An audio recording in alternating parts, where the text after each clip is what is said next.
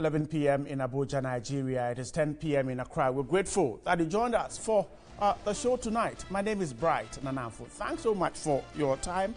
Sunday, 16th of July 2017, the first day of the week. Let's check some news highlights. Now, about 10 farming communities in the Bekwai municipality of the Ashanti region have virtually been cut off due to the deplorable conditions of the main Bekwai Konya road. We're told that the over 20-kilometer laterite road has been in bad shape for over a year, but recent rains have worsened the situation. Commuters are unable to cross the road to other parts of the area. Tell you more about that later on. To some security issues, the Inspector General of Police, David Asante-Apietu, has called on Ghanaians to help the service overcome nagging accommodation challenges. The IGP, who was opening the new Kaneshie Divisional Headquarters, said efforts at improving the public police ratio have not been in tandem with infrastructure development, hence becoming a burden on effective policing. The IGP, they're asking for support for the police service. And back to the Ashanti region, the National Disaster Management Organization has started dredging and distilling the silting major gutters in Kumasi. We'll tell you more about that. Now, we're told that these structures, part of NADMO's work, we're told have been pulled down to pave way for some more work. Now, to the health sector. Overcrowding at the emergency children's unit at the Kolebu Teaching Hospital in Accra is impacting negatively on healthcare. We're told that health officials continue to operate from a small cubicle following the closure of the main facility 5 years ago for reconstruction. We're however told that reconstruction is yet to start.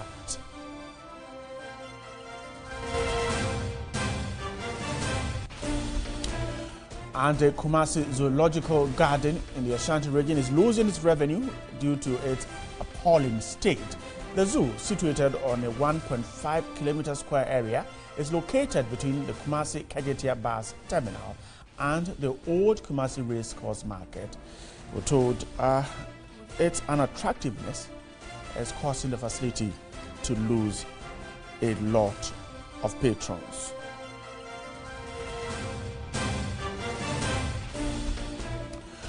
Thanks so much for staying there for us. This is your show. Our viewers across the country and beyond, welcome you to News at 10.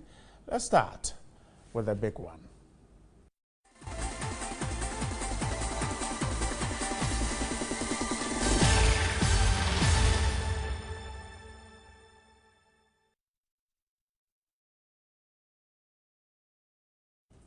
Let's deal with security first. Now, commercial drivers who witnessed the robbery incident at La Paz on Thursday, July 13, say they all had to run into hiding for fear of their being shot by the robbers. And in January 2016, a taxi driver helped to arrest armed robbers in cantonments here in Accra and was subsequently rewarded. In the following report, Asiedu-Dartey Nyame is asking if in the case of the La Paz robbery, where were the brave drivers?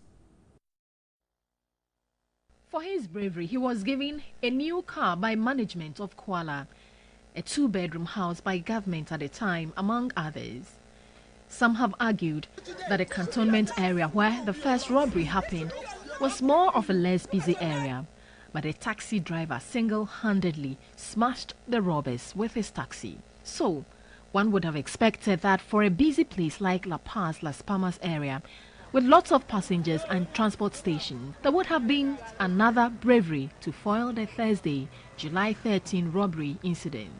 A video from the scene shows a helpless policeman running for his life and a lot of onlookers, yet the two robbers managed to snatch someone's vehicle and sped off. A driver, Adolf Asari, witnessed the incident. My car was parking here where the incident also happened. When I saw the first policeman over here, another armed robber would just come back. They were coming back from the police. So they shoot the policeman at the back of it. Well, the policeman was wearing a bulletproof. So it didn't attach, the bullet didn't penetrate to the person. So he turned back when he saw them. When he saw them, there was armed robbers. So he just ran away. He has slid the motor and then ran away. Later one day, another policeman also came. He came slowly with that. I thought he was trying to ask them a question. But what I saw is the moment the armed robber just moved a gun and then started shooting the police. But has he forgotten about the brave taxi driver so soon? Actually, that when we heard the gunshot, everybody was running away. So, and the traffic light also was on the red. So no one is coming. So here was very plain, no one is coming. So it's very difficult for somebody to come in. Most people who witnessed the incident likened it to a movie scene. Meanwhile, the police administration has placed a 10,000 cedis reward for anyone who will assist the police arrest the two criminals.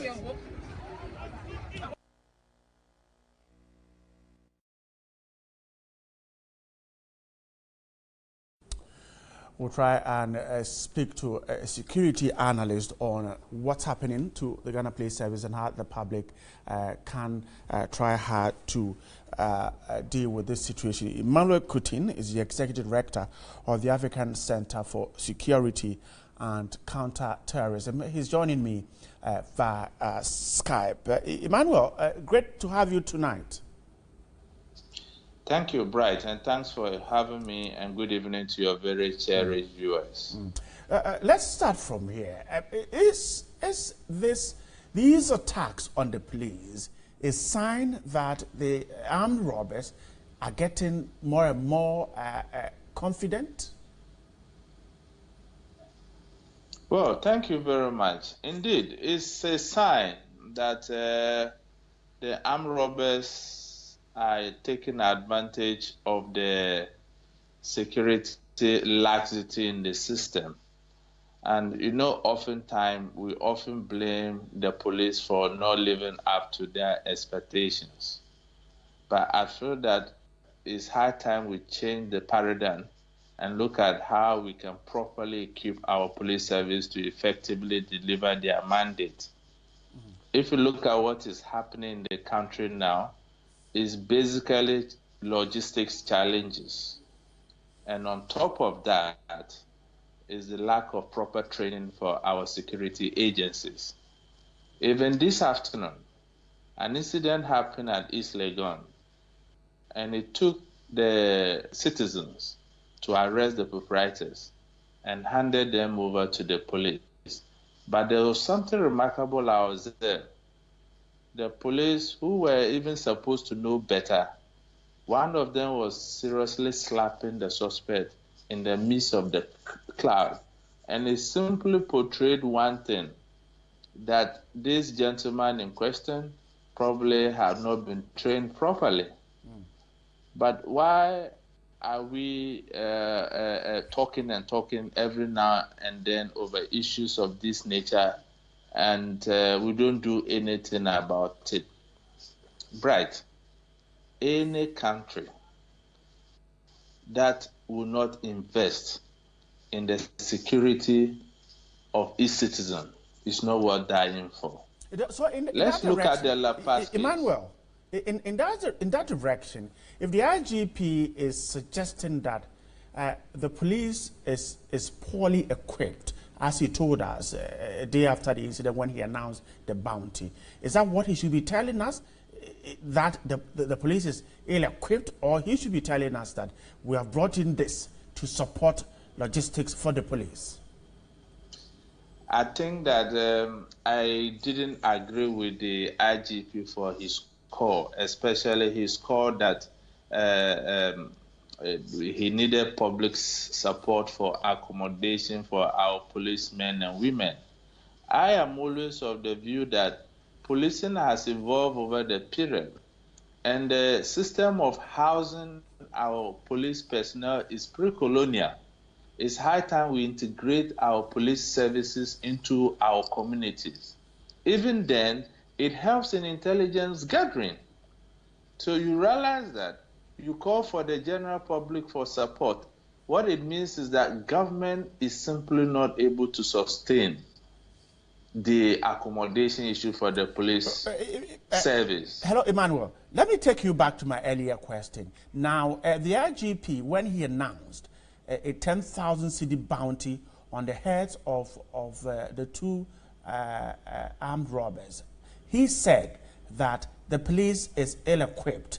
And I'm asking, should the IGP be telling us that the police is ill-equipped, or he should be telling us that I have had these weapons or these ammunitions or these logistics for the police to enhance their work? Yes, he's the head of the institutions. First and foremost, if there's a logistical challenge, I don't think it's out of place for him to make the call. But it brings to perspective probably an institutional challenge, because for the IGP to come out to appeal directly to the citizens shows that probably other attempts have been made through the institutions responsible for providing this logistics, and he's not getting any headway.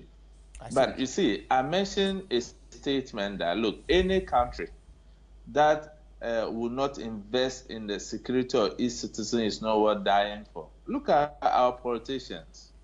If they can get resources to lie in V8s every now and then, why can't they find such resources for our security? I think that it's an issue of priority. And if you look at Ghana today, many countries, even in Africa, that were looking up to us are advanced in security than we are. And you see, we need to look at how we can invest in softwares. We are in technological advancement now. And I think 3 days ago, I spoke on this very network about the need for us to go into a software called Tetra. That's what the Europeans use. With the Tetra, it does several things. Apart from the border control mechanism, it will help us, which is an issue with arms proliferation and stuff. Right. It also have a system where if there is an incident, it activates all the relevant security agencies. So let's, like what happened in La Paz, if it was reported, it means that all the security agencies were being on alert. And probably if you are around that area and a manhunt was in process, it makes it more easier. Right. I also agree with you that, look, some of our security personnel are ill-equipped. And it is high time there is a collaborative training between our interagency security agencies we have. Look at the Army. We have Achansi, and recently they hosted some American military police, military men. And when I interviewed some of them, they said that was one of the best military training they have ever had. So I think that the police, the immigration, fire service, customs, and then the Ghana Army can collaborate in some of this training. If you look at Ghana, our policemen and women don't even meet the UN requirement. And government complain about lack of resources to be able to meet that mandate. Right. So what that means is that the little that government can do, government should look at moving away from what we have done in the past and sensitizing the communities to know that the security of this country is everyone's business. All right. If you look at most of the arrests the police Emmanuel. does, it comes from the communities. I am grateful. That's our time will allow us for. Emmanuel Coutin is the Executive Director of the African Center for Security and Counter-Terrorism there, talking to me. Let's stay with issues of security, because the Criminal Investigations Department of the Ghana Police Service has announced a new method being adopted by criminals to rob people of their vehicles and other valuables. A crime trend analysis statement issued by the CID on Tuesday noted that criminals now lay ambush around people's homes and attack them at the entrance. The statement encouraged people to put their personal security, to ensure that they are safe. Now, let's try and get you an anonymous victim who is being attacked. He's just joined me on the phone line. I'm grateful for your time tonight. But you were a victim of one of such crimes. Now, when and how did it happen? Yeah, I had calls from my neighbors that normally in the night they see people loitering around my residence, most often in the marks and for guns. So upon those information, I prompted the patrol team to go and alert in case I call them so they can respond quickly. So that's it. Also aside, I had a gadget, a safety horn from one of AFC Olivia Texan when she was in the police Tema region as a police PRO. During one of the community education on security, we bought that gadget. So when the attack happened this week, I just blew the horn. It's so loud that it's even louder than the police siren car. So when the attacker when they heard it, actually, when they heard the horn, they thought it was the police that was almost at them. So they just took it to their heels. When I blew my horn, my next door also had one. So he also blew his. So it's more disorganized them, and they thought they were close. The police were close, so they just had to abandon and run into the taxi cab they were trying to use. I see. So in terms of police visibility and community policing, how do you think this can help in reducing these kinds of attacks? Sure. You must confess the police cannot be everywhere at every time. So with this device, once you trigger it, it will certainly disorganize them, and that will prevent you from the attack before the police finally comes to rescue you. And so you think that it's a matter of taking your personal security seriously? Yes, sure. This gadget, I bought it more than 2 years ago when ASP Olivia Texan came for the community education. A lot of people refused to buy because they thought it's just another waste of money. But this thing saved me so much. When my neighbors prompted me that the robbers were trying to break the door, I just quickly blew it before even calling the patrol team. And I must confess, the patrol team also responded quickly. Within 10 minutes, they were in my house. I see. We're grateful for your time tonight. Anonymous victim of a crime there talking to me. This is News at 10. Let's step on the brakes for now. When we come back, we have more. Stay with us.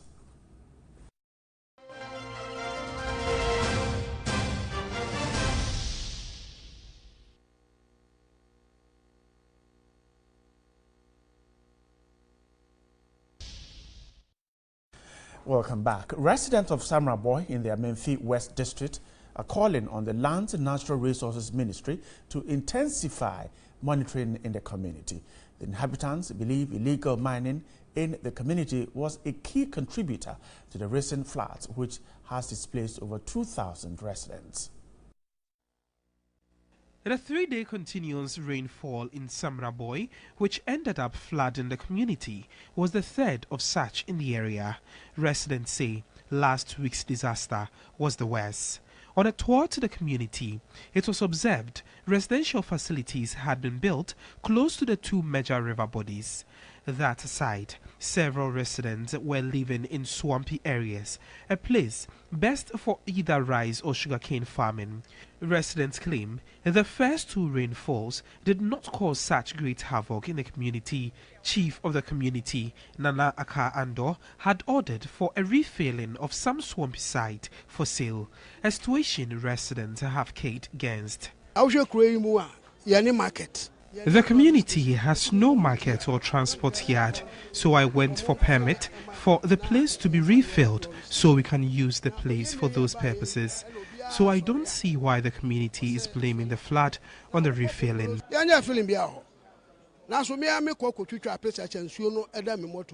They confirmed observations by some NADMO officials who visited the community, saying illegal mining was a major contributor to the disaster. The police extended its monitoring to this community, but the illegal activity is still ongoing. They have destroyed a lot of our properties. We want the police to intensify monitoring in this community. Situated close to the Galamsey pit is a basic school, High Brain Academy, that was severely affected by the disaster. Executive Director of NADMO, Eric Nana Ajaman Prempe, asked that the school be relocated. I think the school must be relocated as early as possible. From where the Galamsey pit is, how long it is, and with how close it is to the school, the possibility of the children playing around, getting into the pit is so high. We want to relocate, but at the moment we don't have the finances to do so.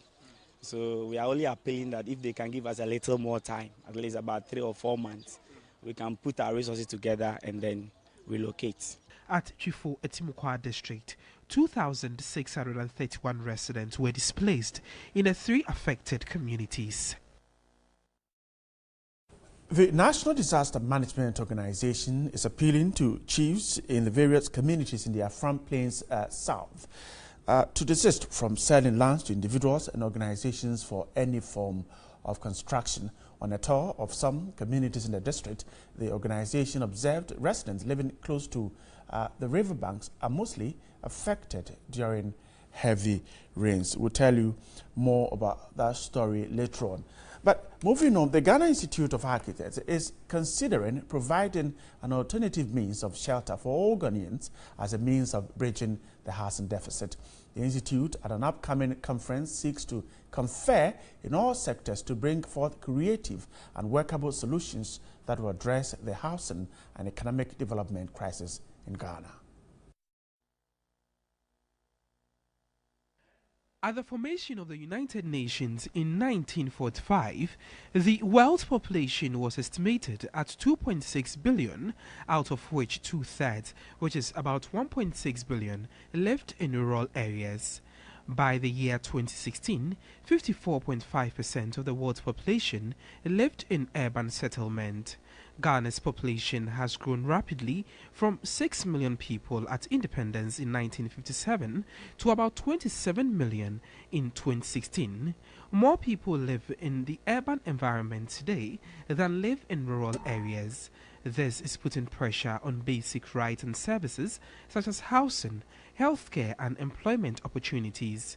Finding a solution to this problem will be the focus of the conference scheduled between July 27 and 29, 2017. The solutions exist. We're coming against 2 issues. The first is social acceptability. Those who need housing most sometimes do not want these solutions. Now, if we are able to bring design and policy such that these solutions, using local materials, using standards which will make it affordable, then we can bring along those who need it most for them to demand such housing. It is expected that the Housing and Economic Development Conference will connect government, professionals in the built environment, development consultants, international development organizations, traditional leaders, industry, research institutions and non-governmental organizations to this task of providing solutions for reducing the country's housing deficit. And surely this one would touch you. 8-year-old Abu Sharifa needs 19,000 cedis to undergo surgery at the Kolebu Teaching Hospital in Accra. Sharifa has a brain tumor. Abu Sharifa, who lives with her parents in Asante, Abuakwa in the Ashanti region, has a brain tumor which was detected in the last 6 months. Her mother recounted Sharifa after returning from school one day complained about intense pain in her body, claiming that was the beginning of her sickness. The condition deteriorated, resulting in her inability to walk. Sharifa can neither speak nor see clearly. She cannot swallow food, compelling relatives to feed her through the nose. Her parents have spent all they have on her and now want public support. Abu Sharifa needs 19,000 cedis to enable doctors at the Kolebu Teaching Hospital operate on her. People touched by her condition should kindly send their donations to TV3 Social Support Fund account 6010603927 at any Zenith Bank branch or send their donations to the premises of TV3.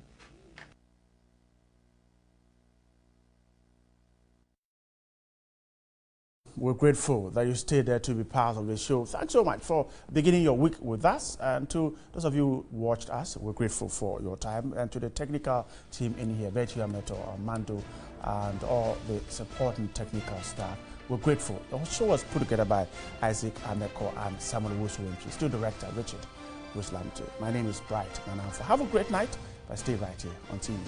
Good night.